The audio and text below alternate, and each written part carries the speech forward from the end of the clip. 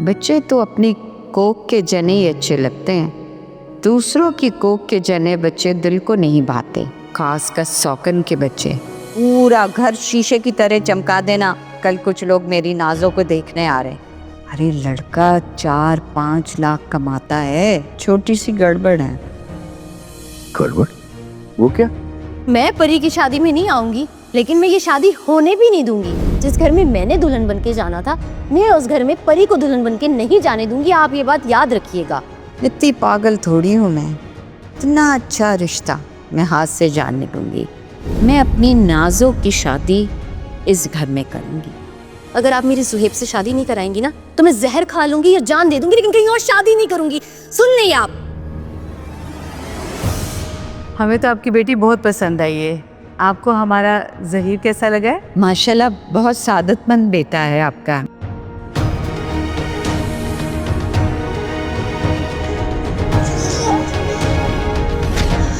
बेगैरत, बेशरम, भाग रही थी तू यहाँ से? हाँ, अब उसको अपना असली रंग दिखाऊंगी मैं।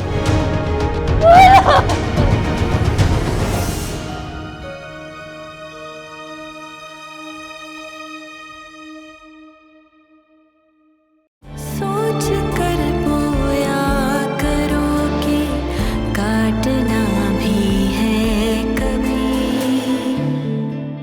मैं बाहर जाके बात कर रहा हूँ, तो कुछ खाने के लिए लेकर आ, और सिर्फ हानिया को देना। इस कोमल को तो मैं भूख और प्यास से ही मारूंगा। सर वो मैंने कुछ दोस्त को उधार दिया हुआ था, तो बस फोन नहीं उठा रहा था और मुझे पैसों की बहुत जरूरत थी, जाना पड़ा। तो फिर पैसे मिले तुम्हें? क्योंकि ये बहुत टाइम से हमारी फैमिली को ब्लैकमेलिंग का शिकार बना रहा है और इसके खिलाफ आज तक कोई सबूत हाथ नहीं आ सका। इसका मतलब है कि इसकी प्लानिंग बहुत मजबूत है। मेरे डैड इस वक्त अमेरिका में, अब तक उनको इत्तला हो चुकी होगी। डैड को एक दिन से ज्यादा नहीं लगेगा कराची पहुंचने में। इतने टाइम तक तो मैं अपनी भूख काट सकती हूँ। माना कि मेरे इख्तलाफात है कोमल के साथ, लेकिन यकीन करो बेटा, मुझे जब से पता चला है, मुझे तो एक पल चैन नहीं आ रहा है।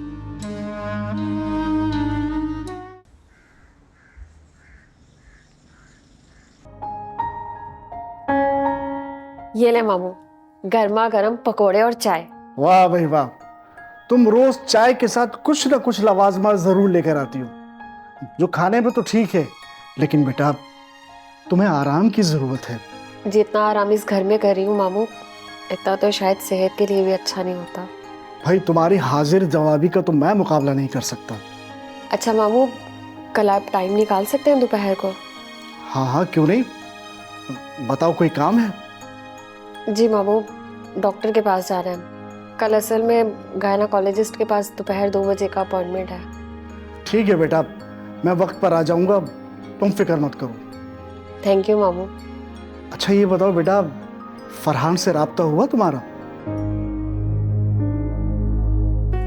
जी मामू, जाहिर सी बात है, होती है बात उनसे। ओके बेटा, ऐसा करो फरहान को बुलाओ किसी दिन घर पे, बेहतरीन किस्म की डिशेस बनाना, मिलकर खाना खाएंगे। उनका तो रहने दे मामू, आपको नहीं पता, पैसे कमाने की लत लग गई है उन्हें, हर वक्त बिजी रहते हैं। समझ गया। आप ज्यादा ना सोचे फरहान के बारे में, आप गलत समझेंगे। अच्छा छोड़े, पकोड़े तो खाएं।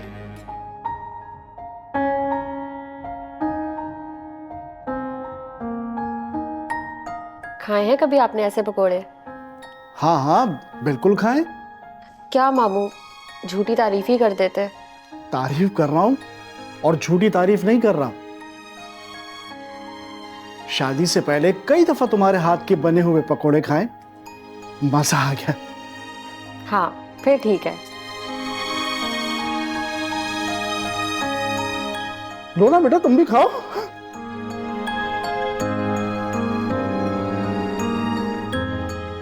तुम्हारे चेहरे की परेशानी तुम्हारी रिसर्च का जवाब दे रही है।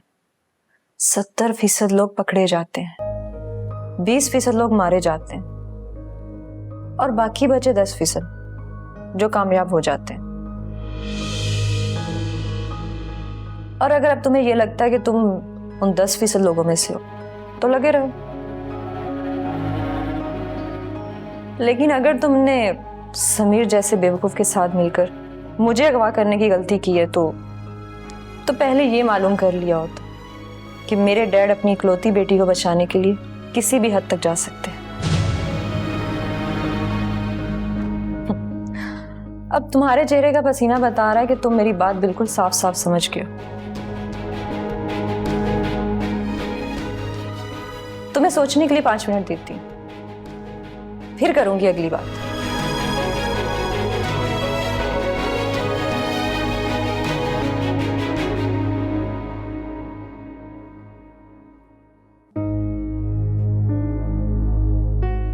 हदीका तो बिल्कुल नहीं बताएगी कि फरहान के साथ क्या मसला हुआ है उसका। मुझे खुद बात करनी पड़ेगी।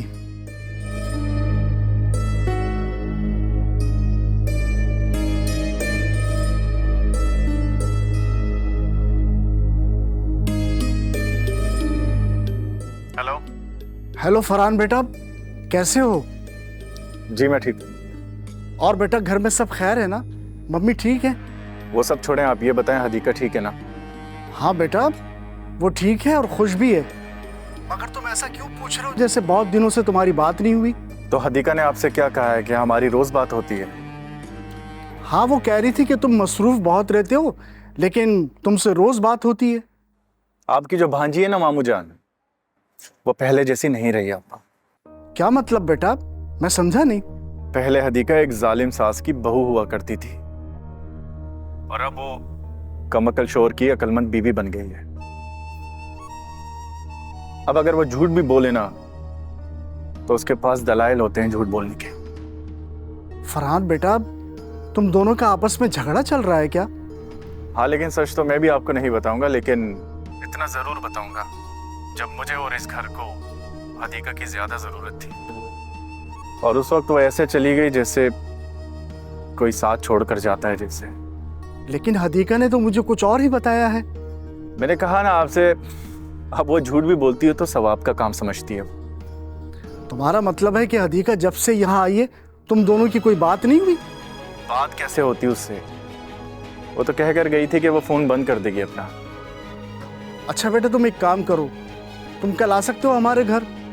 जी नहीं, उसने बताया तो होगा आपसे कि मैं बहुत मसरूफ रहता हूँ, बल्कि ये भी बताया होगा आपसे कि मैं पैसा कमाने के चक्कर में सब वक्त नहीं देता। बेटा, ये नाराजगियां मिलने और बात करने से ही खत्म होगी। ठीक है, अगर हदीका चाहती है तो मैं आ जाऊंगा, लेकिन आप उसे कहें कि पहले मुझे कॉल करें। हाँ, अगर वो कहेगी तो मैं जरूर आ जाऊंगा। बेटा, कल तुम 1:30 बजे नहीं आ सकते? हदीका ने कल 2 बजे गायनेकोलॉजिस्ट के पास जाना है। बहुत समझ लिया आपने भी मामू। आप फरहान को तंग मत करें और ना ही आप टेंशन लें। मैं अकेली जा सकती हूँ डॉक्टर के पास। हदीका, फरहान बेटा, लगता है हदीका ने हमारी सारी बातें सुन ली है। बेटा, मैं तुम्हें बाद में कॉल करता हूँ, मैं भी जाके उसको मनाता हूँ। ठीक है बेटा? ठीक है, ओके। हदीका,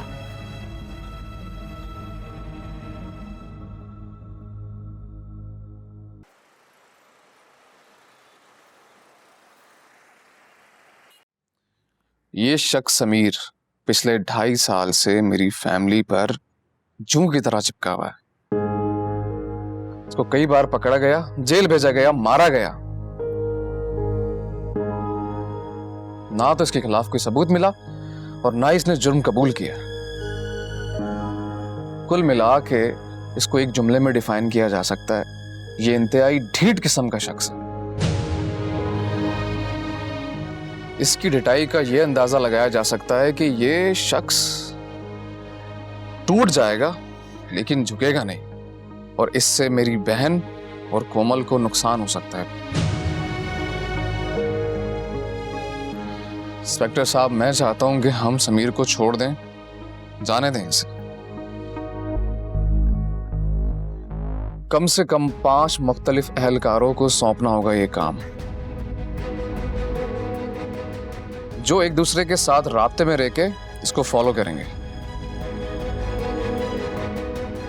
और उनका काम सिर्फ उनकी निशानदाही करना होगा, क्योंकि उसके साथियों ने हानिया और कोमल को अगवा करके रखा हुआ है।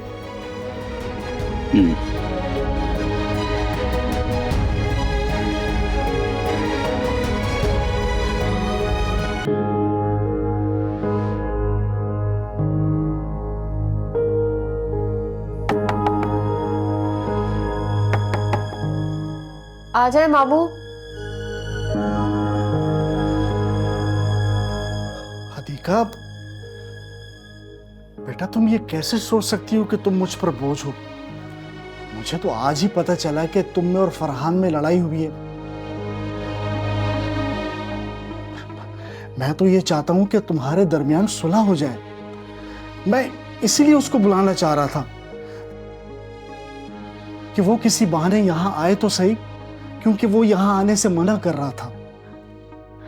हो गई ना तसल्ली आपको? पता चल गया ना आपको कि उसे ना मेरी परवाह है और ना मेरे बच्चे की। हाँ, लेकिन तुम मुझसे क्यों नाराज हो रही है? मैं तो बस आप तो बस रहने दे मामू। आपको क्या पता मैं कितनी मुश्किल में थी उस घर में। पहले भी अपना बच्चा खोया है वहां, लेकिन अब अपने बच्चे के बारे में किसी किस्म का कोई कॉम्प्रोमाइज नहीं करूंगी। आप बेफिक्र हो जाए, मैं चली जाऊंगी डॉक्टर के पास अकेली। और अगर इतना ही बोझ महसूस हो रहा है आपको, तो इतने पैसे हैं मेरे पास कि मैं अलग से किराए का घर या फ्लैट लेकर रह सकती हूँ। अच्छा ठीक है बेटा, बस अब तुम ये रोना धोना बंद करो। तुम्हें पता है ना, ज्यादा टेंशन लेने और रोने धोने से बच्चे पर असर पड़ेगा। हाँ तो ना मौका देना मुझे रोने धोने का। सारी टेंशनों से तो जान छुड़ा कर आई हूं इस घर में। नहीं जाऊंगी उस घर में वापस जब तक मेरा बच्चा मेरी गोद में नहीं आ जाता। ठीक है बेटा, मैं आइंदा से ख्याल रखूंगा कि कोई ऐसी बात न करूं जो तुम सुनना नहीं चाहती। बेटा शाबाश, आंसू पोंछ लो और ये रोना धोना बंद करो। ठीक है बेटा, बिल्कुल टेंशन मत लो मेरा बच्चा। आराम करो बेटा।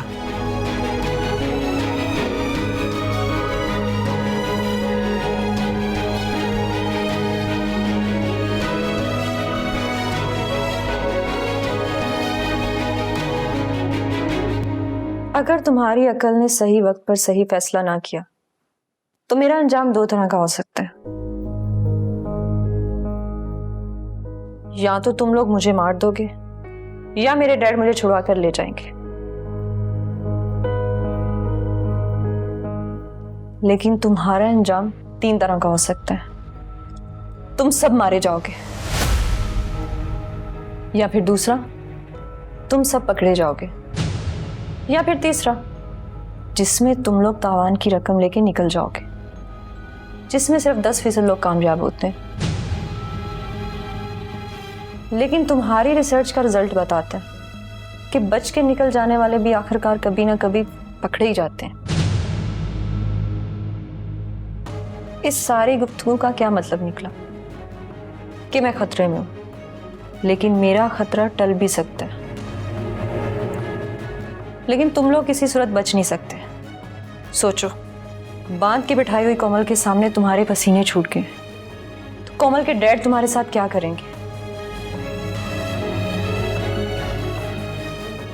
खैर, अब मुझे भूख लग रही है।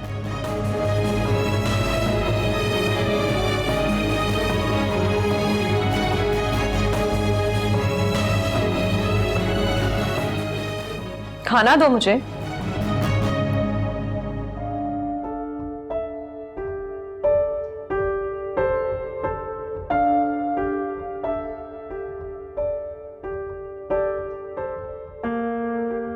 चाय बनाओ, बाहर लॉन में बैठ के पीते हैं। तुम बनाओगी? तुम्हें क्या लगता है मुझे इतना भी नहीं आता?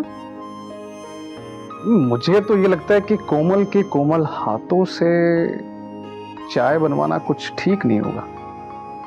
हाँ, इतने नखरे मत उठाओ मेरे, इरिटेट होने लगूंगी मैं।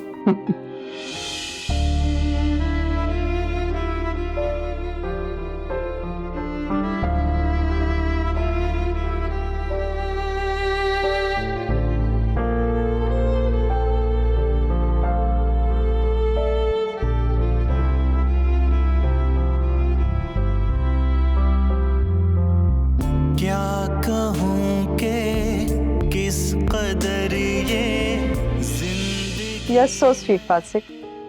सुना था लड़के शादी के बाद बदल जाते हैं, लेकिन तुम तो पहले से भी ज्यादा स्वीट हो गए। तुम भी तो पहले से ज्यादा खूबसूरत लगने लगी। रियली? क्या तब्दीली आई है मुझ में? तुम्हारी आंखों में काजल के साथ साथ मोहब्बत की चमक जो बढ़ गई है। जिंदगी भर आंसुओं ने दिल मेरा जख्मी किया।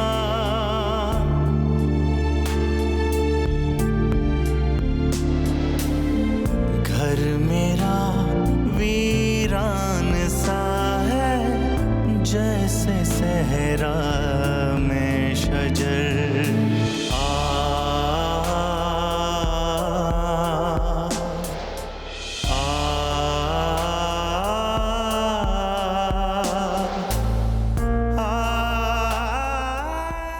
वासिक, क्या हो गया है तुम्हें? तुम तो कहते थे कि तुम्हें कभी रोना नहीं आता।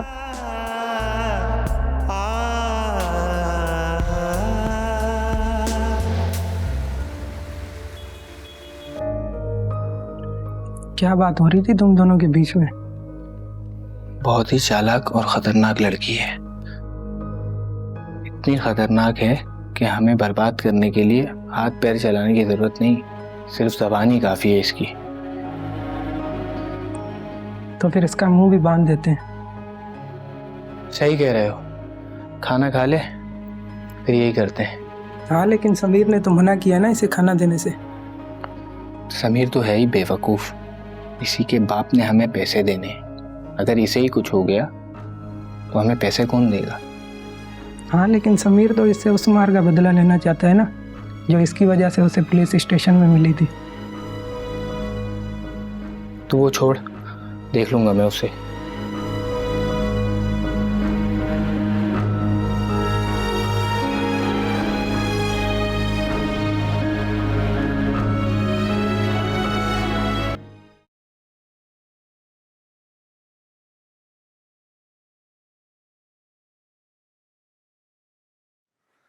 अम्मी, ये लें आपकी मेडिसिन। इस मेडिसिन से आपकी तबीयत में मजीद बेहतरी आएगी और अच्छी नींद भी।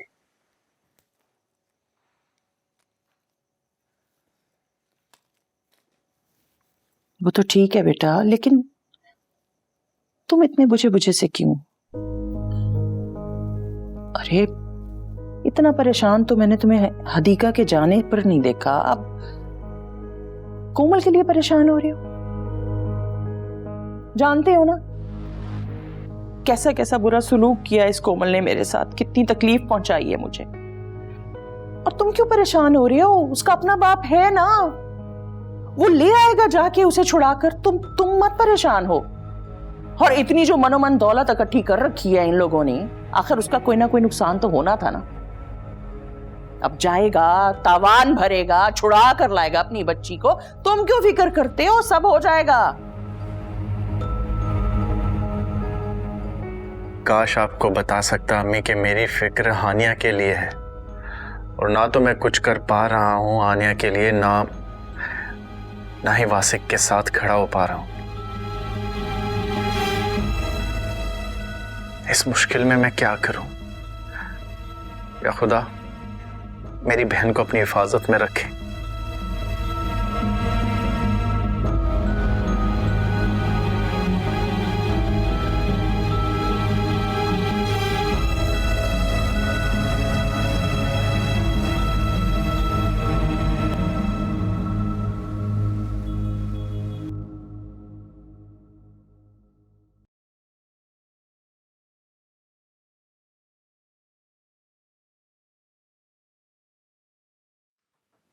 आओ शाफे आओ,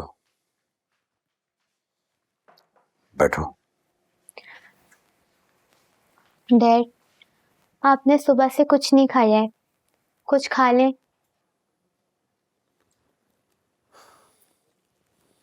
नाराज हो अपने डैड से? तो फिर? शर्मिंदा हूँ डैड पे। I'm sorry बेटा। सब खत्म हो गया है डैड, आप मर चुके हैं हमारे लिए।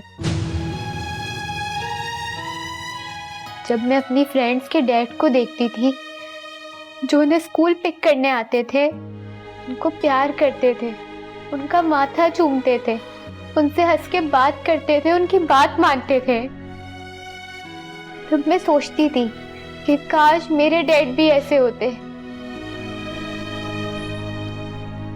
और तुम दोनों ने मिलकर जो अपने डैड के साथ किया, वो बच्चे ऐसे करते हैं, दुश्मनों के साथ मिलकर अपने ही डैड के खिलाफ उनकी मदद करते हैं। आपको अपनी माँ से कितना प्यार है डैड, ये हम सब जानते हैं, लेकिन हमें भी तो अपनी माँ से प्यार हो सकता है ना, ये आप क्यों नहीं जान सके? अगर दादी को किसी की बात बुरी लग भी जाती थी, आप उसकी हड्डियां तोड़ देते थे। हमारी मॉम की तो हड्डियां तोड़ दी थी आपने। हमें क्या करना चाहिए था आपके साथ?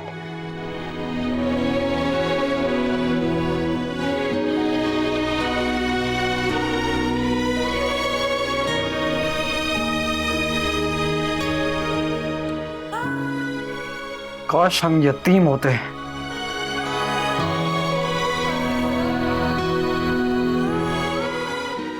काश आप हमारे डैड ही ना होते।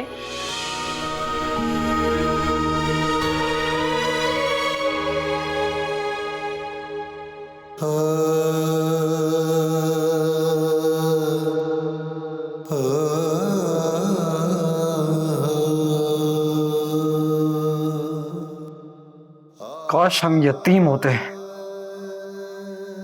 काश आप हमारे डैड ही ना होते।